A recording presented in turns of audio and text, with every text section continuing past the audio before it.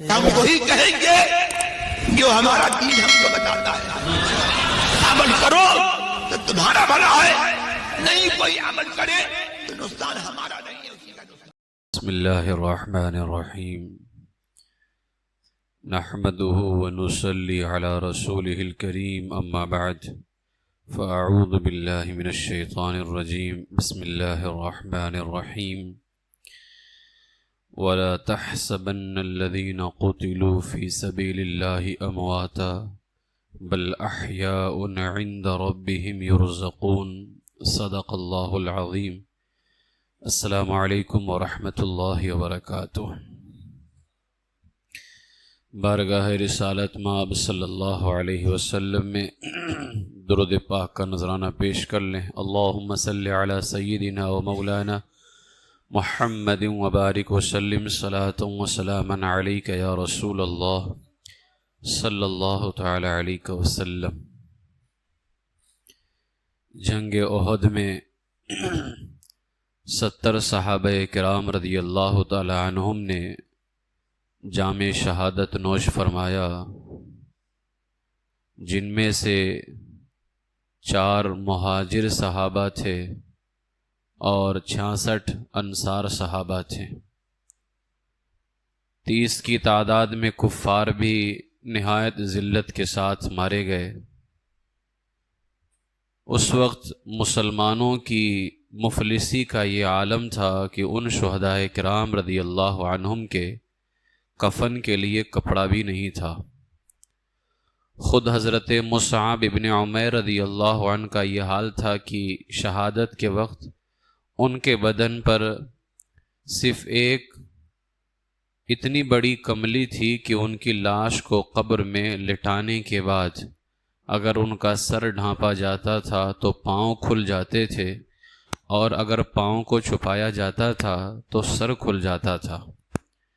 بالآخر میرے آقا علیہ السلام نے فرمایا کہ مصعب کے سر کو چھپا دیا جائے اور پاؤں پر اذخر نام کی ایک گھاس جو ہے وہ ڈال دی جائے. شہدائے کرام رضی اللہ عنہم خون میں بالکل لت پت تھے. 2 شہید ایک قبر میں دفن کیے گئے، اور دفن کرنے کا انداز یہ ہوتا تھا کہ جس کو قرآن زیادہ یاد ہوتا تھا اس کو آگے رکھا جاتا تھا. شہدائے احد رضی اللہ تعالی عنہم کی شان میں اللہ تعالیٰ نے قرآن مقدس کی آیت کریمہ نازل فرمائی، وَلَا تَحْسَبَنَّ الَّذِينَ قُتِلُوا فِي سَبِيلِ اللَّهِ أَمْوَاتًا، اور انہیں مردہ گمان بھی نہ کرنا جو اللہ کی راہ میں مارے گئے. بولنا تو دور کی بات ہے، انہیں مردہ خیال بھی نہ کرنا، گمان بھی نہ کرنا. بل احیاء عند ربهم یرزقون، بلکہ وہ اپنے رب کے پاس زندہ بھی ہیں، یعنی رب کے فضل و کرم سے زندہ بھی ہیں اور انہیں رزق بھی دیا جاتا ہے. تو یہ شہدائے احد کی شان ہے. اور ان کی ایک شان یہ بھی ہے کہ میرے آقا سید عالم صلی اللہ علیہ وسلم شہدائے احد کی قبروں کی زیارت کے لیے تشریف لے کر کے جایا کرتے تھے. ہر سال کے اخیر میں رسول پاک علیہ السلام شہدائے احد کی قبروں پر تشریف لے کر کے جاتے تھے. جب حضور علیہ السلام دنیا سے ظاہری حالت میں تشریف لے گئے، سیدنا صدیق اکبر رضی اللہ عنہ کا زمانہ آیا، وہ بھی حضور کے طریقے پر عمل کرتے ہوئے شہدائے احد کی قبروں پر تشریف لے کر کے جایا کرتے تھے. ان کے بعد میں سیدنا فاروق اعظم رضی اللہ تعالیٰ عنہ کا زمانہ آیا. سیدنا فاروق اعظم رضی اللہ تعالیٰ عنہ کا بھی یہی عمل رہا. ایک مرتبہ حضور علیہ السلام شہدائے احد کی قبروں پر تشریف لے گئے تو آپ نے ارشاد فرمایا، یا اللہ، تیرا رسول گواہ ہے کہ اس جماعت نے تیری رضا کی طلب میں، یعنی تجھے خوش کرنے کے لیے جان دی ہے. پھر میرے آقا نے ارشاد فرمایا، قیامت تک جو مسلمان بھی ان شہیدوں کی قبروں پر زیارت کے لیے آئے گا اور ان کو سلام کرے گا تو یہ شہداء ان کے سلاموں کا جواب دیں گے. اب آپ اندازہ لگاؤ اہل سنت و جماعت کا عقیدہ کتنا مستحکم اور کتنا مضبوط عقیدہ ہے. لوگ صرف کہہ دیتے ہیں کہ قبروں پر جانا تو امام احمد رضا نے شروع کروایا ہے. معاذ اللہ حضور کے بارے میں کیا خیال ہے؟ حضور علیہ السلام اگر آج ہم امام احمد رضا کی تعلیم پر عمل کرتے ہوئے قبروں پہ جاتے ہیں تو حضور علیہ السلام کس کی تعلیم پہ عمل کرتے ہوئے جا رہے تھے؟ جبکہ حضور کسی کی تعلیم پہ نہیں، ساری مخلوق حضور کے تعلیم پہ عمل کرتی ہے. وہ کسی کی تعلیم کے پابند نہیں ہیں سوائے پروردگار عالم کے.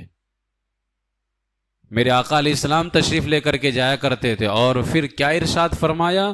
جو مسلمان بھی آئے گا، اس سے پتہ چلا کہ حضور نے آنے والوں کو مسلمان کہا ہے. آنے والوں کو مسلمان کہا حضور علیہ السلام نے، انکار کرنے والوں کو نہیں. فرمایا جو مسلمان بھی آئے گا، اس سے حضور نے یہ بھی فرمایا جو آئے گا وہ مسلمان ہی آئے گا، انکار کرنے والا نہیں آئے گا. اور جو آ کر کے ان کو سلام کرے گا، میرے آقا نے فرمایا یہ اس کے سلام کا جواب دیں گے. یہ تو یہ بھی فرما رہے ہیں کہ آنے والے جہاں آئیں گے تو یہ مردہ نہیں ہیں، یہ سب زندہ ہیں، اس لیے کہ جواب زندہ ہی دیا کرتا ہے، مردہ نہیں دیا کرتا ہے.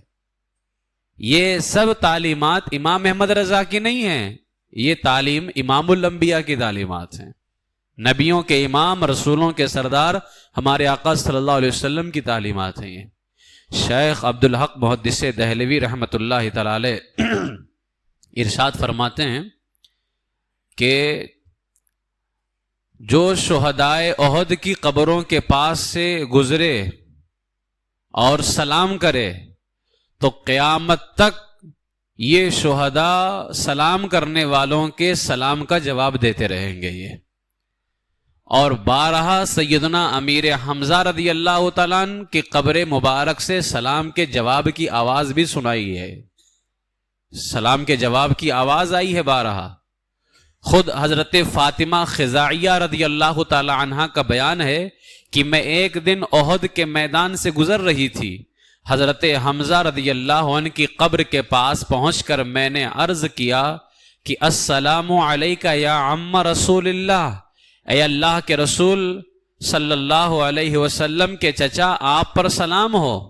تو حضرت فاطمہ خزاعیہ کہتی ہیں میرے کان میں یہ آواز آئی وعلیک السلام ورحمۃ اللہ وبرکاتہ، اے فاطمہ خزاعیہ تم پر بھی اللہ کا سلام ہو اور اللہ کی رحمت ہو. فرماتی ہیں یہ آواز مجھے سیدنا امیر حمزہ رضی اللہ تعالیٰ عنہ کے قبر اطہر سے آئی. اب آپ مجھے بتائیے اندر اگر مردہ ہو جو کچھ کر ہی نہ سکتا ہو وہابیوں کے عقیدے کے مطابق، تو جواب کیا وہابی اندر گھس کر کے دیتا ہے؟ جواب کہاں سے آ رہا ہے؟ یہ آواز کہاں سے آ رہی ہے؟ یہ اس سے پتا چلا کہ جو تمہیں بتایا جاتا ہے اور وہابیہ دیابنا جو ہمارے نوجوانوں کو، ہمارے سنی مسلمانوں کو گمراہ کرنے کی کوشش کرتے ہیں، یہ ان کا اپنا ناپاک عقیدہ ہے. اور سچا اور سچا عقیدہ تو وہی ہے اہل سنت و جماعت کا، جس عقیدے کو امام احمد رضا نے نہیں بنایا ہے بلکہ یہ عقیدہ صحابہ کرام کے زمانے سے چلتا ہوا چلا آ رہا ہے. خود میرے آقا علیہ الصلوۃ والسلام تشریف لے کر کے جایا کرتے تھے. 46 سال کے بعد، یعنی جو میدان احد، جنگ احد ہوئی، جنگ احد کے 46 سال کے بعد سیدنا امیر معاویہ رضی اللہ تعالیٰ عنہ کے زمانے کے اندر کچھ نہریں کھودی جا رہی تھیں. اب نہروں کو کھودنے کے لیے راستہ وہیں سے جا رہا تھا میدان احد کے پاس سے، تو کھودتے کھودتے کچھ شہداء کی قبریں کھل گئیں تو ان کے کفن سلامت اور ان کے بدن تر و تازہ تھے. 46 سال کے بعد میں زمین میلی نہیں ہوتی، زمن میلا نہیں ہوتا، محمد کے غلاموں کا کفن میلا نہیں ہوتا.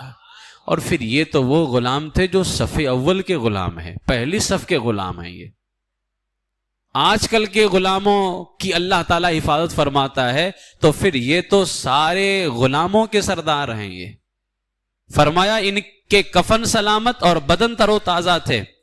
تمام اہل مدینہ اور دوسرے لوگوں نے دیکھا کہ شہدائے کرام کے جو بدن میں زخم لگے تھے نا جنگ میں، وہ شہداء آج بھی اپنے زخموں پر ہاتھ رکھے ہوئے ہیں، اور جب زخم سے ہاتھ اٹھایا تو وہاں سے تازہ خون نکل کر کے بہنے لگا ہو۔ یہ شہدائے احد رضی اللہ تعالی عنہم کی شان ہے۔ اللہ تعالیٰ نے قرآن میں فرمایا کہ انہیں مردہ گمان بھی نہ کرنا، بلکہ یہ زندہ ہیں اپنے رب کے پاس اور رزق بھی دیے جاتے ہیں۔ جن کے زندہ ہونے کی گواہی اللہ تعالیٰ بیان فرمائے، اب چاہے 46 سال گزر جائے یا قیامت کیوں نہ آ جائے، اللہ تعالیٰ ان کی زندگی بیان فرما رہا ہے۔ اب دنیا مل کر کے انہیں مردہ کہے، وہ مردہ ہو ہی نہیں سکتا ہے جسے اللہ تعالیٰ زندہ بیان فرما رہا ہے۔ یہ ان کی شان ہے۔ لہٰذا میرے عزیزو، قبروں کی زیارت کے لیے جانا، اولیاء کرام کے مزارات پر جانا، یہ میرے آقا علیہ السلام کی سنت ہے، اور سیدنا ابو بکر صدیق رضی اللہ تعالیٰ عنہ بھی اس پہ عمل کرتے رہے، سیدنا فاروق اعظم رضی اللہ تعالیٰ عنہ بھی عمل کرتے رہے۔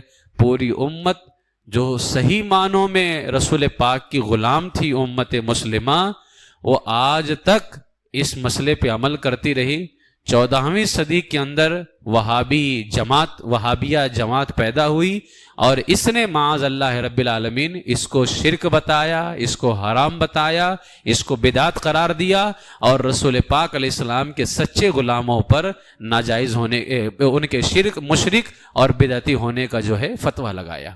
اس لیے میں تمامی حضرات سے گزارش کروں گا کہ ایسے لوگوں کے چکر میں ہرگز مت آیا کیجئے۔ زندگی مختصر ہے، رسول پاک کے طریقے پہ عمل کیجئے، اللہ والوں کے دربار پر جائیے، لیکن اس کا طریقہ بھی ہے۔ اعلیٰ حضرت علیہ الرحمہ نے فتاوی رضویہ شریف کے اندر 9ویں جلد میں فرمایا کہ مزار شریف پر جب آپ جائیے تو پائنتی کی طرف سے، پاؤں مبارک جدھر ہوتے ہیں نا اللہ والوں کے، ادھر سے جائیے، اور جا کر کے مواجہ میں کھڑے ہو جائیے ادب کے ساتھ، 4 ہاتھ کے فاصلے پر، 4 ہاتھ کے فاصلے پر مواجہ میں۔ مواجہ کہتے ہیں اللہ کے ولی کا چہرہ جدھر ہے۔ جب آپ ادھر کھڑے ہوں گے نا تو آپ کی پیٹھ قبلہ کو ہو جائے گی، اور آپ کا چہرہ اللہ کے اس ولی کے چہرے کی طرف ہو جائے گا۔ اس طرح سے آپ کھڑے ہو جائیے، ہاتھ باندھ کر کے، ٹھیک ہے، اور نہایت ہی ادب کے ساتھ، نہ زیادہ دھیمی آواز، نہ زیادہ زور سے، پست درمیانی آواز میں آپ ان کو سلام کیجئے۔ السلام علیک یا سیدی ورحمۃ اللہ وبرکاتہ، اے میرے سردار، آپ پر اللہ کا سلام ہو اور اللہ کی رحمت ہو۔ اس کے بعد میں اعلیٰ حضرت نے فرمایا 3 مرتبہ درود غوثیہ پڑھیے۔ اللہم صلی علی سیدنا و مولانا محمد معدن الجود والکرم وآلہ الکرام وابنہ الکریم وبارک وسلم۔ یہ درود غوثیہ ہے۔ اعلیٰ حضرت فرماتے ہیں میں اس میں 2 لفظ اور اضافہ کرتا ہوں، وَأُمَّتِهِ الْكَرِيمَةِ یا اکرم الاکرمین، تو اس لیے اس کو اس طرح سے پڑھیں، اللہم صلی علی سیدنا و مولانا محمد معدن الجود والکرم وآلہ الکرام وابنہ الکریم وامتہ الکریمہ یا اکرم الاکرمین وبارک وسلم۔ 3 مرتبہ درود غوثیہ پڑھ لیں، 1 مرتبہ سورہ فاتحہ شریف، 1 مرتبہ آیت الکرسی شریف، 7 مرتبہ سورہ اخلاص یعنی قل هو اللہ احد پوری سورہ، اس کے بعد میں 7 مرتبہ درود غوثیہ شریف، شروع میں 3 اخیر میں 7، بیچ میں 1 مرتبہ سورہ فاتحہ، 1 مرتبہ آیت الکرسی، 7 مرتبہ قل هو اللہ سورہ، پوری سورہ پڑھنا ہے۔ اور اگر آپ کے پاس میں وقت ہے تو 1 مرتبہ سورہ یاسین شریف پڑھ لیں کہ 1 بار سورہ یاسین پڑھنے پر اللہ 10 قرآن کا ثواب عطا فرماتا ہے۔ تو وقت ہے تو پڑھ لیں، اور اگر وقت ہے تو سورہ ملک پڑھ لیں۔ اس کے بعد اعلیٰ حضرت فرماتے ہیں اگر وقت نہیں ہے تو اتنا ہی پڑھ کر کے آپ اللہ کی بارگاہ میں دعا کریں، اے میرے مولا، میں نے جو کچھ پڑھا اس پڑھنے پر میرے پڑھنے کے لائق نہیں، میرے عمل کے لائق نہیں، بلکہ اپنے کرم کے لائق ثواب عطا فرما، اپنی شان کے لائق ثواب عطا فرما۔ اس کے بعد کہتے ہیں جو تمہیں اللہ ثواب عطا کرے وہ ثواب صاحب مزار کی روح کو پیش کیجئے، صاحب مزار کی روح کو آپ پیش کیجئے۔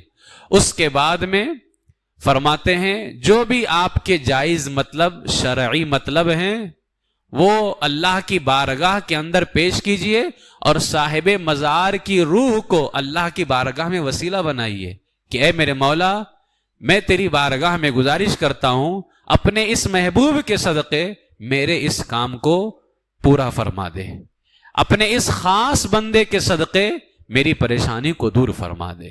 یہ کیا کتنی خوبصورت تعلیم ہے اعلیٰ حضرت محمد رضا کی۔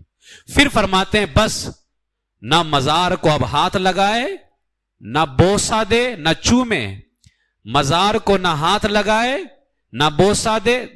آپ کو جو پڑھنا تھا اعلیٰ حضرت نے بتا دیا، دعا کس طرح سے کرنی ہے وہ بھی بتا دیا۔ پھر فرماتے ہیں اب واپس آنا ہے تو جاہلوں والا کام کرتے ہوئے مت آئیے۔ مزار کو نہ ہاتھ لگائے نہ بوسہ دے، اور طواف مزار کے ارد گرد چکر لگانا یہ تو بالاتفاق ناجائز ہے، سارے علماء اس کو ناجائز کہتے ہیں، اور سجدہ حرام ہے۔ مزار کو ہاتھ لگانے اور چومنے میں کچھ علماء کا اختلاف ہے، کچھ نے کہا چوم سکتے ہیں، ہاتھ لگا سکتے ہیں، لیکن ادب احتیاط یہی ہے نہ مزار کو ہاتھ لگایا جائے نہ مزار کو چوما جائے۔ اور رہا مسئلہ مزار کا چکر لگانا ارد گرد، تو صرف یہ کعبے کا جائز ہے، کعبے کے علاوہ کہیں جائز نہیں ہے۔ مزار کا طواف کرنا بالاتفاق ناجائز ہے، اور رہا سجدہ کرنا، تو سجدہ کرنا تو بہت بڑا گناہ ہے، اس لیے کہ یہ حرام ہے یہ۔ اچھا مجھے بتاؤ اعلیٰ حضرت کی اس تعلیم پر اگر کوئی عمل کرے تو وہابی دیوبندی کو اعتراض کرنے کا موقع ملے گا؟ کس منہ سے اعتراض کرے گا وہابی دیوبندی؟ جب بھی وہ اعتراض کرتا ہے اپنا ناپاک منہ کھولتا ہے تو یہی تو کہتا ہے نا سنی سجدہ کرتے ہیں، سنی چومتے ہیں، اور اگر تم سجدہ ہی نہ کرو نہ چومو تو اس کو بولنے کا موقع ملے گا؟ کاش کی امام احمد رضا کی تعلیمات پر عمل کیا ہوتا ہم نے، اور امام احمد رضا نے وہ تعلیم بیان کی جو پوری امت نے بیان کیا تھا۔ اعلیٰ حضرت نے بزرگوں کی تعلیمات کو اپنی کتابوں میں لکھ دیا۔ کاش اعلیٰ حضرت کی تعلیمات پر آج عمل ہوتا تو وہابی اور دیوبندی کو بولنے کی ہمت نہیں ہو سکتی تھی۔ تمہاری وجہ سے آج ان کا منہ کھل رہا ہے اور یہ اہل سنت پہ اعتراض کرتے ہیں۔ اور میں اس وقت کیا کہوں، آج تو کچھ ہمارے مولویوں کا بھی یہی حال ہے کہ وہ بھی مزار پہ جا کر کے پڑ جاتے ہیں۔ میں نے بغداد شریف کے اندر دیکھا، حیدرآباد کا ایک مقرر ہے، کامیڈین مقرر، اس کا میں نام نہیں لیتا جاہل کا، ابھی چند دنوں پہلے سرکار مفتی اعظم ہند علیہ الرحمہ کے ہم شبیہ غوث اعظم ہونے پر ایسا جاہلانہ اعتراض کیا ہے، یعنی جتنا وہ ذلت کے گڑھے میں گر سکتا تھا وہ گرا، اور اس نے سرکار مفتی اعظم ہند علیہ الرحمہ کے ہم شبیہ ہونے پر اعتراض کیا کہ وہ ہم شبیہ غوث اعظم کیسے ہو سکتے ہیں۔ خیر علماء نے اس کا جواب دیا، وہ جاہل آدمی حیدرآباد کا کامیڈین مقرر، میں نے اس کو 11ویں شریف میں سرکار بغداد کے مزار شریف کے سامنے سجدہ کرتے ہوئے دیکھا۔ اب حال ایسے لوگوں کا کیا ہے؟ اب یہ تو اسٹیجوں پہ آ رہے ہیں ہمارے، لوگ ان کو سمجھتے ہیں کہ مولانا ہے، لوگ سمجھتے ہیں کہ یہ عالم ہے، اب دو چند تو ان کے ساتھ بھی لگے رہتے نا ہر جگہ۔ اب یہ سجدہ کرے گا تو جتنے اس کے ساتھ 3-4 لگے ہیں وہ سجدہ نہیں کریں گے، جتنے دیکھنے۔ اور ایک تو ایسے لوگوں کا حال یہ ہے سوائے ٹوائلٹ کے اور استنجا خانے وغیرہ کے تصویر نہیں آتی ہے، باقی جہاں کھا رہے ہیں تو، جھکے ہیں تو، اور کھڑے ہیں تو، اور جو بھی کر رہے سب کی تصویر ہے۔ اب بتاؤ ایسے لوگوں کو ہماری عوام دیکھے گی کہ یہ سجدہ کر رہا ہے، تو عوام ہے نا، وہ بھی نہیں سجدہ کرے گی۔ اعلیٰ حضرت علیہ الرحمہ نے فیصلہ فرما دیا۔ اعلیٰ حضرت علیہ الرحمہ نے فتاوی رضویہ شریف کے اندر 24ویں جلد میں اعلیٰ حضرت علیہ الرحمہ نے صفحہ 132-33 پر ارشاد فرمایا، غضب تو ان مولوی کہلانے والے مشائخ نے ڈھایا ہے۔ اور میں اپنی عوام سے کہتا ہوں جو مولوی غلط کرتے ہیں اعلیٰ حضرت نے ان کی بھی خبر لی ہے۔ یاد رکھ لو اعلیٰ حضرت کی تعلیمات بدعتوں والی تعلیمات نہیں ہیں، اعلیٰ حضرت نے شریعت کی حفاظت فرمائی ہے، اور جو حق ہے اعلیٰ حضرت نے وہی فرمایا ہے۔ کہتے ہیں غضب تو ان مولوی کہلانے والے مشائخ نے ڈھایا ہے کہ اپنے ساتھ عوام کو بھی شریعت پر جری اور بے باک کر دیا، خود غلط کرتے ہیں اور عوام سے بھی کرواتے ہیں یہ۔ پھر اس کے بعد میں علماء کو اور مولویوں کو اعلیٰ حضرت تنبیہ کرتے ہوئے اور نصیحت کرتے ہوئے ارشاد فرماتے ہیں، اے گروہ علماء، اے علماء کی جماعت، اگر تم مستحبات چھوڑ کر مباحات کی طرف جھکو گے، یعنی مستحب کاموں کو چھوڑ کر کے ان کاموں کی طرف آؤ گے جو مباح ہیں.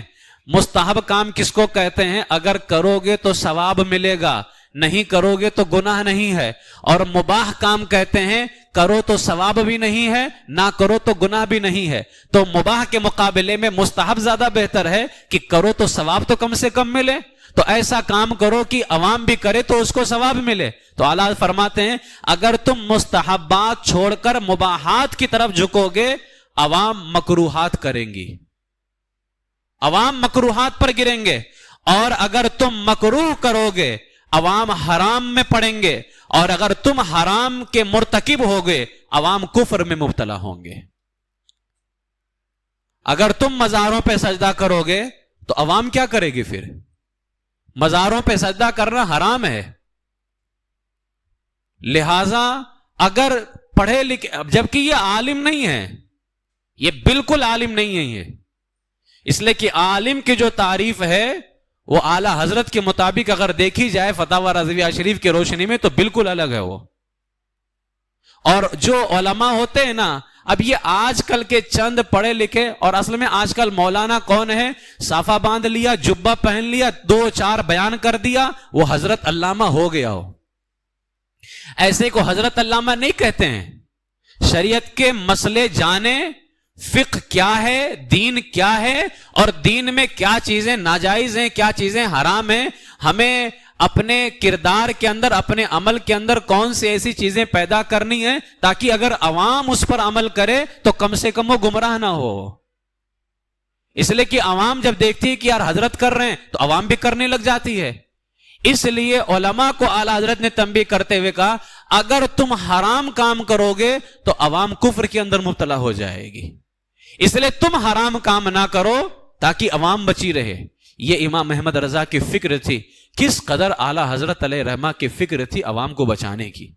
لیکن افسوس یہ ہے کہ آج ہماری وہی عوام وہابیوں کے چکر میں آ کر کے اعلیٰ حضرت پہ الزام لگا دیتی ہے. امام احمد رضا نے تو تمہاری حفاظت کے لیے علماء کو نصیحت کی ہے، علماء کو تنبیہ کی کہ تم سدھرے رہو، اگر تم سدھرے رہو گے تو عوام سدھری رہے گی. یہ کس لیے کہا علماء کو؟ عوام کے لیے کہا تاکہ عوام نہ بگڑنے پائے، عوام راہ راست پر قائم رہے. اس لیے میرے عزیزو آپ سے میں اتنی گزارش کروں گا اپنی عوام سے. میرے پاس بھی کچھ لوگ آتے ہیں، حضرت اس نے ایسا کر دیا. میں کہتا ہوں آپ سے خدا کی قسم، کوئی مزار پہ جھکے سجدہ کرے، اس کے سجدہ کرنے سے شریعت نہیں بدل جائے گی، اس کو بدلا جائے گا، اس کو چھوڑا جائے گا، شریعت کو نہیں چھوڑا جائے گا. مزار کا سجدہ کرنا حرام ہے تو حرام ہے، طواف کرنا ناجائز ہے تو ناجائز ہے. مزار کو ہاتھ لگانا اور بوسہ دینا، چومنا، چاٹنا، اس کو علماء نے منع کیا تو یہ منع ہے. اب اگر کوئی چومے، چاٹے، ہاتھ لگائے یا طواف کرے یا سجدہ کرے تو یہ سب چیزیں جائز نہیں ہو جائیں گی. ناجائز ہے تو ناجائز ہے، اس کا یہ کام غلط ہوگا. اعلیٰ حضرت علیہ الرحمہ کی اتنی خوبصورت تعلیم ہے. میرے اعلیٰ حضرت ارشاد فرماتے ہیں کہ ہم پیر کی بات، عالموں کی بات اس وقت تک کے مانتے ہیں جب تک اس کی بات رسول اللہ کی باتوں کے مطابق ہوتی ہے. اگر پیر کی بات یا عالم کی بات رسول اللہ کی باتوں کے خلاف جائے، امام احمد رضا نے ہمیں پیر پرستی یا عالم پرستی نہیں سکھایا کہ پیر اگر جہنم میں جا رہا ہے تو تم بھی جہنم میں گھس جاؤ. اگر پیر غلط کرتا ہے یا کوئی عالم غلط کرتا ہے، امام احمد رضا نے فرمایا اگر پیر یا عالم کی بات رسول اللہ کے مطابق ہے تب تو ہم اس پیر کی بات، عالم کی بات مانیں گے، اس لیے کہ وہ بات وہ کہہ رہا ہے جو ہمارے نبی نے فرمایا ہے. لیکن اگر اس کی بات رسول اللہ کی باتوں کے خلاف ہے، امام احمد رضا نے فتاوی رضویہ میں واضح لفظوں میں ارشاد فرمایا ہم اس کی بات دیوار پہ ماریں گے اور رسول اللہ کے قدموں سے لپٹ جائیں گے. ہمارے لیے سب کچھ، ہمارا سب سے پہلا، ہمارا منبع، ہماری دولت، ہماری نگاہ اللہ کا محبوب ہمارے آقا سید عالم صلی اللہ علیہ وسلم ہے. اس لیے میرے عزیزو قبروں پر جانا حضور کی سنت ہے، مزارات پر جانا صحابہ اکرام کا طریقہ ہے، لیکن اس کا طریقہ بھی شریعت نے بتایا ہے. ہمیں جاہلوں سے طریقہ لینے کی ضرورت نہیں ہے. ہمارے آقا مزاروں پہ جاتے رہے تو ہمیں تعلیم بھی ارشاد فرمائی ہے. اللہ تبارک و تعالیٰ کی بارگاہ میں دعا ہے کہ پروردگار عالم شریعت مطہرہ پر عمل کی توفیق عطا فرمائے، مزارات اولیاء پر ہمیں زیادہ سے زیادہ جانے کی اللہ توفیق عطا فرمائے، اور ہم جماعت علماء کو اور ہماری عوام اہل سنت کو اللہ تعالیٰ شریعت پر عمل کرتے ہوئے مزارات کی حاضری کی توفیق عطا فرمائے۔ ہر طرح کے ناجائز، حرام اور ممنوع کاموں سے اللہ تعالیٰ ہم سب کی حفاظت فرمائے، ایمان پر زندہ رکھے، ایمان ہی پر خاتمہ بالخیر فرمائے۔ وما علینا الا البلاغ المبین۔ السلام علیکم ورحمۃ اللہ وبرکاتہ۔